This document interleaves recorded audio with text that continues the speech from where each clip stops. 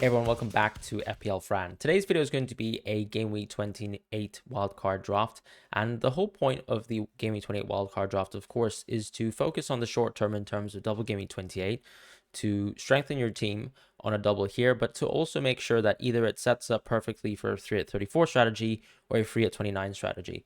Previously, we did mention that it would make sense if you were going for an early wildcard to just consider free at 34. However, one thing that I will say is that based on the best understanding that we have from fixture planners, it actually seems like Gaming 34 is much weaker of a double than we actually would have expected, and arguably is a little bit of an easier double to build around. Another thing too is that the teams that actually do double in that week might not be that appealing in terms of what assets you can actually get from them. So a free hit, for example, would be best shown through, let's say, the fixture probabilities that we have from Ben Crellin. So, of course, do give Ben Crellin a follow on Twitter. He is the absolute guru. Another thing I'll mention as a caveat, though, is that we have some information from Planet FPL James that he was kind enough to share through his own podcast that Everton versus Liverpool is expected to be scheduled in Gaming 37 through a source that James knows. However, of course, he hasn't disclosed the source. He hasn't really, confirmed that this is 100% the case, but it's very likely that we think that that game will be scheduled for later on in the season. So, of course, that could even take away from Everton's double chances. What we can see, though, is that from the expected fixtures that Ben Crellin has inferred for Game Week 34, we're expecting around 4.16 double game weeks in terms of teams, right? So that's an interesting thing. We're looking more so at teams like Bournemouth, teams like Crystal Palace, teams like Everton, teams like Man United, and teams like Newcastle. Of course, Sheffield United, I don't think we're really going to consider, although maybe on a free hit, you might potentially go for a Sheffield United goalkeeper for whatever reason. I think it's very likely if, let's say, you have players like Pickford, or even, for example, the Crystal Palace goalkeeper on that game week, you'd probably go for that player instead. The interesting thing, though, is another additional point that has been discussed on social media too between FPL Harry, Sports Science, and Ben Crellin. So the interesting post here is that the question is about Wolves versus Bournemouth and where that game will be rescheduled. And Ben Crellin's best guess on where that game will be rescheduled actually depends on some information that will come out later this week. So Roma will actually face Brighton for the first leg of one of their European fixtures, and that should give us a little bit of information because, of course, the result of the first leg will culminate before the end of the deadline, and from that we should be able to glean, of course, even better an understanding of whether Brighton will progress through the next round of their sort of European hopes. And right now, of course, Ben Crellin assumes that if Roma knock Brighton out of Europe, then he thinks there's likely a 75% chance for that Wolves versus Bournemouth fixture to actually move into Game Week 37. On the flip side, what we can understand from that is that if Brighton, for example, do well away from home versus Roma, maybe even get a win, then actually our chances of having a Bournemouth double game week is actually quite high on double game week 34. And what's interesting about that is if you pursue, for example, a free hit 29 strategy, you're probably going to have more Bournemouth players than someone who pursues a free hit 34 strategy. And of course, if Bournemouth end up having a double in Game Week 34, you technically have players that would set you up for 34 as well, which is a very convenient sort of masterstroke if that sort of works out really well for managers. Now, of course, Ben Crellin has also added an asterisk to this. This is dependent on Chelsea and Man City advancing the FA Cup. Chelsea face Leicester and Man City face Newcastle. Both of those fixtures will be played at the home of Chelsea and Man City, who are now the overdogs in that fixture, or the favorites rather. So it actually seems like it's very probable that we could have a Bournemouth double game week in Game Week 34 if Brighton do get a good result versus Rome in the midweek. And I think that's a huge consideration, and the only additional piece of information that we can actually get right now that would change our understanding of Game Weeks 34 and 37. Because, of course, when we will fully understand the Game Week 34/37 landscape is actually Game Week 30. So what you're doing with a Game Week 28 wildcard is you're trying to crystallize the short-term gains of double Game Week 28. You're maximizing the players. You're hopefully avoiding the Senesi injury. Unlike myself, you are going for Luton players as well, potentially, who could actually fit very well in terms of team structure just because they're so cheap. And you are maximizing either the free at 29 or the free at 34.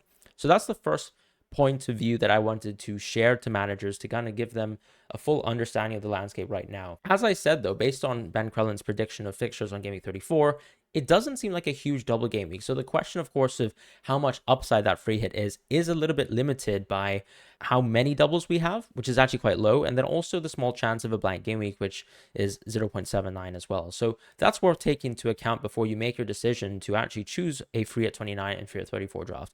And like I did last week, I think it's worth mentioning, of course, that I will be sharing a free at 29 draft and also a free at 34 draft. So let's start off first with a free hit 34 draft, because I think this is the more conventional strategy, and this is what people have been sort of targeting all this time. And I still think it is a very sensible strategy, because the reality, of course, is you still don't know exactly how good Game Week 34 is. Potentially there's a lot of upside, but you can also make sure that you can build as strong a team as possible, have effectively the same team as the people who would be free hitting Game Week 29 by having a strong squad filled with Bournemouth players at the same time, but also making sure that you only have, let's say, 9 to 10 players, just the best 9 to 10 players for Game Week 29, and you can kind of satisfy that week, hoping that, of course, the additional one pick, which is maybe a Nottingham Forest midfielder, maybe a Douglas Luiz, maybe also defenders that we haven't mentioned, for example, in this draft, would not do exactly very well in a free hit, and you stand to gain potentially on free at 34 when you can go for those differential teams like an Everton, like a Crystal Palace, like a United, like a Newcastle. And that's an interesting sort of thing to think about as well.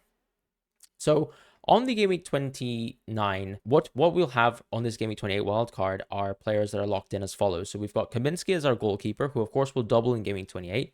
We also have Doughty, who does the exact same job there. We'll have Udogi and Reguilon. So that's effectively your three defenders right there with the keeper.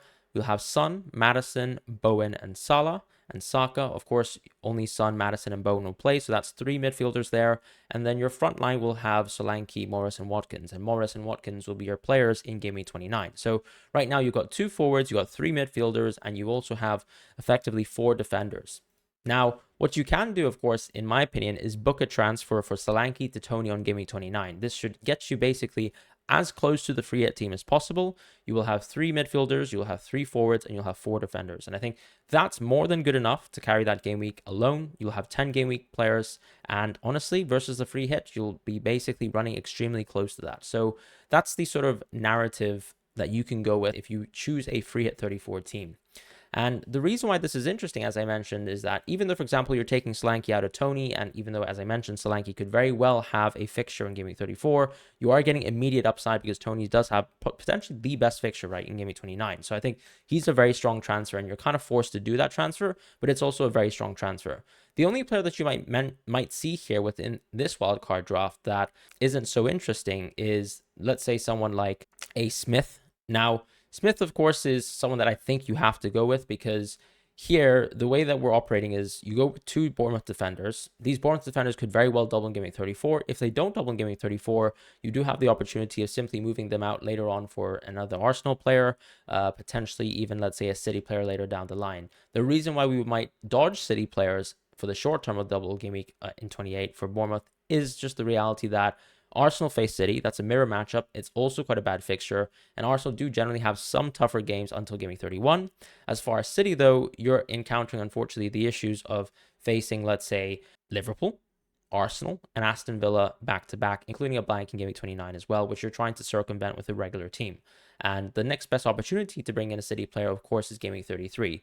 This is an interesting opportunity, though, because on Game Week 33, I think you have multiple options to go around certain things. You can either take some simple moves, potentially, if you're saving transfers and hoarding transfers down the line, to maybe just go for a swap back into Haaland. So replacing someone like Son in your team for a budget midfielder, and you could be going for Haaland instead. It could be someone like Garnacho, even though we do expect Garnacho to double in Game Week 34. But of course, he's one of the few players within the game that actually plugs really nice holes within our teams just because he's at a ridiculous price point. So that could be someone that you're going for. And of course, you can go for Haaland as well. Alternatively, you actually continue to go with a very strong team, a very robust team with Salah, and you keep players like Watkins until Game Week 33, for example, where you can actually swap them in for Isaac instead if you don't really want to go for Haaland and you want to keep the structure in place. In my opinion, it's very hard to start Game Week 28 with, let's say, a Salah plus Haaland draft, particularly if you are planning for a free at 34. In fact, I think it's almost impossible. You kind of have to make your choice with a premium here. That's why we've gone with Salah in the midfield. And another player that we've actually kept in terms of Arsenal players is Saka. One thing that's quite distinct about Game Week 28, though, I think, is the lack of Arsenal players. And part of that is because we have sort of arrived at a point in Game Week 28 where, of course, Arsenal still have one good fixture. It's actually Brentford at home.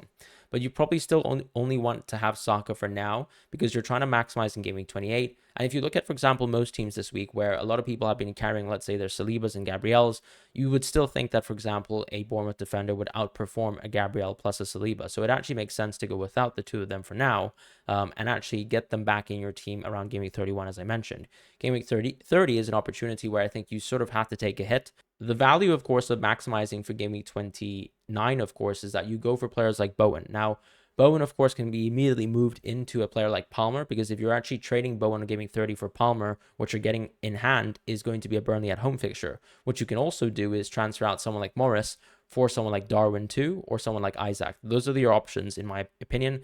I think it's very close between, let's say, Darwin and Isaac, because, of course, Isaac is someone who we expect to double game week in 34, whereas with, let's say, Darwin, he's probably a more consistent asset, particularly if you're planning for a free at 34 angle, and that could actually be better for you. Whereas with Isaac, you can still bring him in for game week 33, because actually the fixtures around 34 for Newcastle are still very, very good. So that's why I mentioned someone like Isaac as well.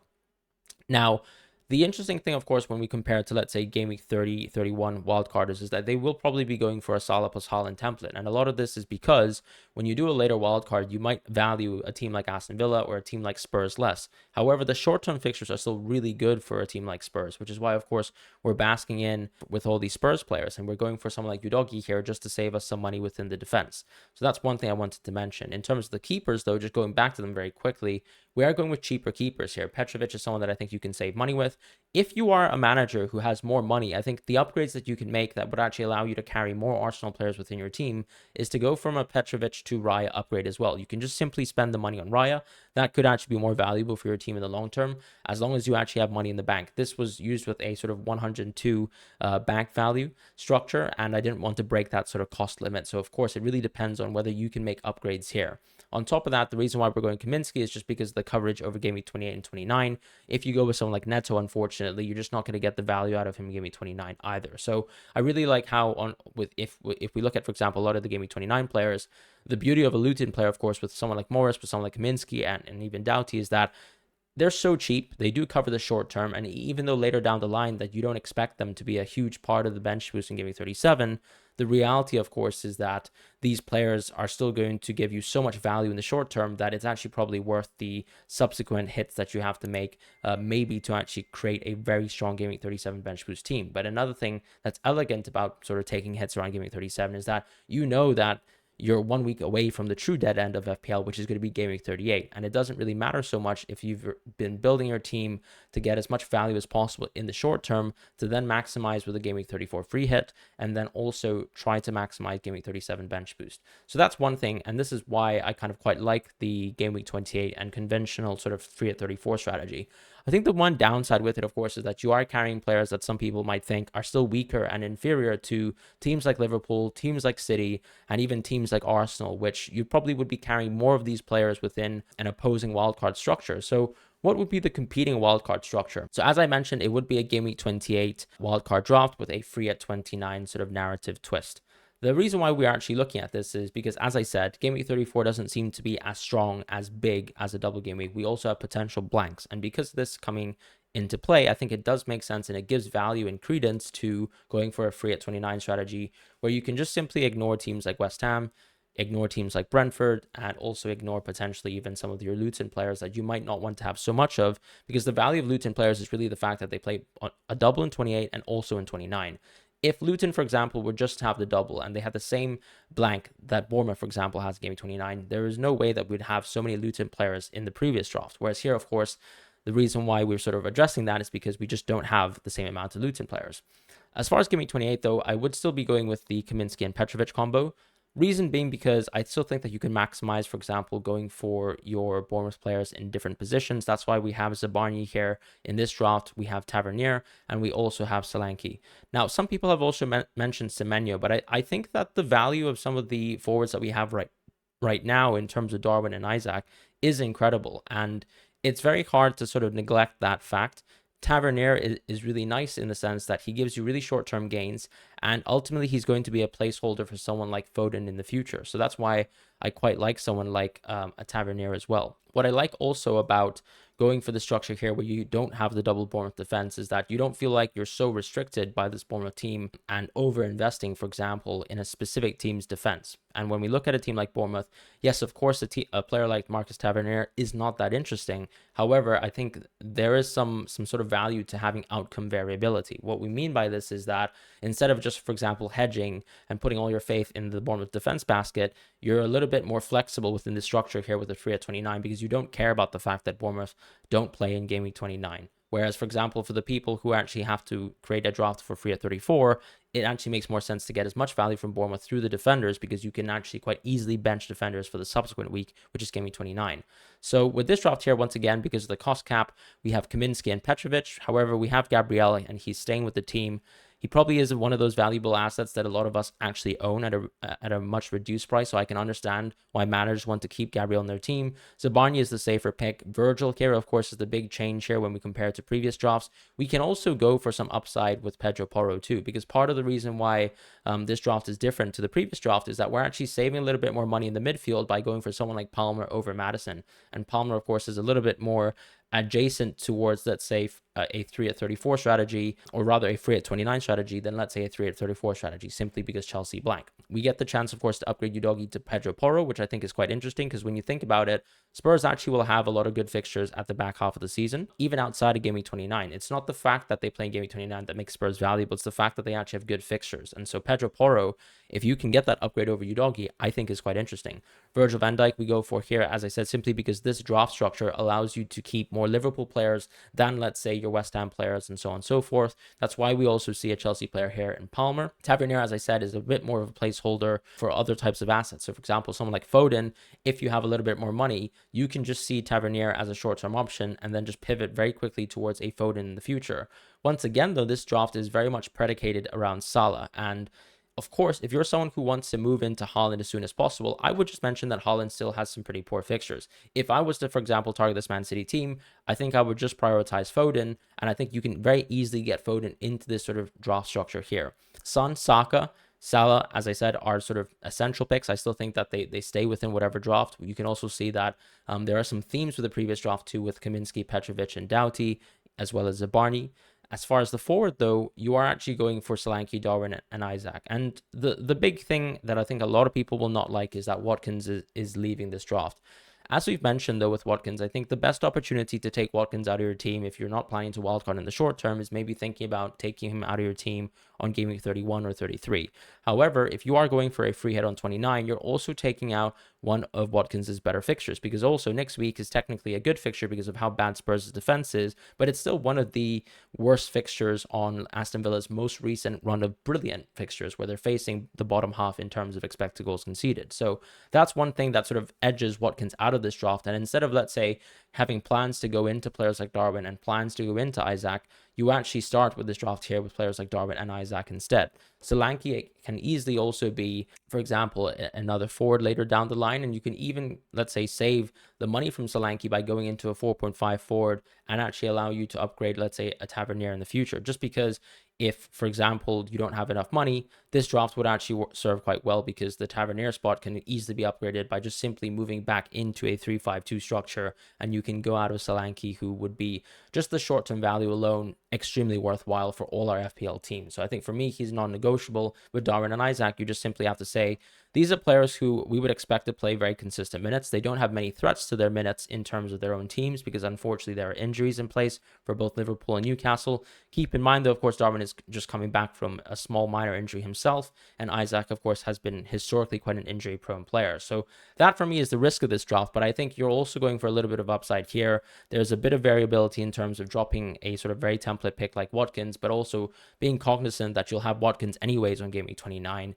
and that could serve you quite well. So this is going to be the second wildcard draft structure, and this is going to be, of course, something that people disagree with quite a bit, because, of course, even though I've mentioned that Game Week 29 free hit is something that we're pursuing here, there's still no City, and we've always paid attention to fixtures. And I still think, for example, a player like Foden, of course, he's going to be the most disagreeable option that I understand a lot of people will be looking at here and questioning why he's not here. And I think I just have to mention that even though Foden has been brilliant in the last 2 weeks, you can also mention that let's say, for example, for the 3 fixtures before that, he had also blanked, and he was playing, I think, generally, of course, very well this season. And form happens. Form goes in and goes out, and I don't think you can naturally say that as a manager you can always predict when the form will hit. Now, if you've carried Foden all this time, obviously that's a credit to yourself, but another thing to think about too is that eventually when fixtures get worse, we do tend to see that the expectations for a certain player, even though they're incredible like Phil Foden, will be worse. And that's the reality of playing, for example, unfortunately, Arsenal, Aston Villa, and even Crystal Palace away. Now, of course, Crystal Palace away could be considered a very easy fixture, but I still think that Crystal Palace are a top half team when it comes to defense. So there's no reason to really sort of be or looking down at, for example, a team like Crystal Palace, particularly when you have the opportunity to capture the upside, which is, I think, Salah in the short term. And you can also go for Foden very, very shortly from someone like Tavernier, who will be effectively useless within this draft structure.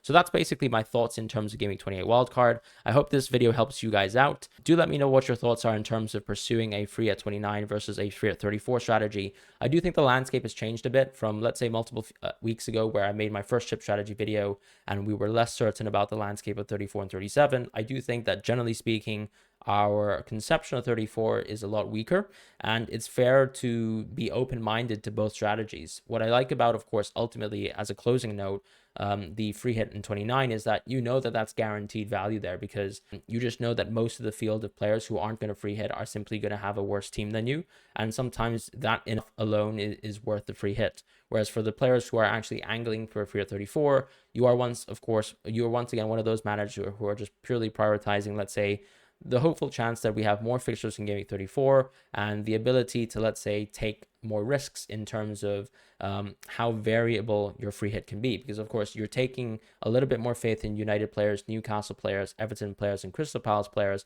and hoping for that 1 week of action with maybe 2 fixtures that they outperform some of the single game weekers that you'd usually go for within your own regular FPL team. And I think that's very admirable, but it can also have much more downside than, let's say, a Gameweek 29 free hit would be, where you're effectively just raising the floor. And on the alternative here, you actually have an incredibly high floor, but also potentially a slightly lower ceiling than, let's say, a Gameweek 29 free hit. And those are my closing thoughts. Thank you guys so much for watching. I hope you guys have a wonderful week ahead, and I'll see you guys soon.